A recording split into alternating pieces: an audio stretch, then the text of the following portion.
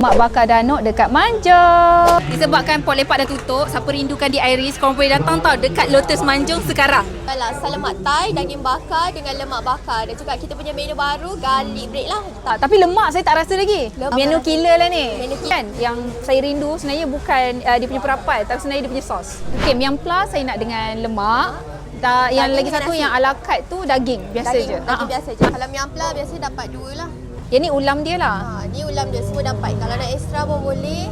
Kalau kata tak makan sayur pun boleh je request. So kita nak makan terus, letak sekali dengan kuah. Kalau korang kata nak bawa balik, dia orang akan asingkan lah kuah tu.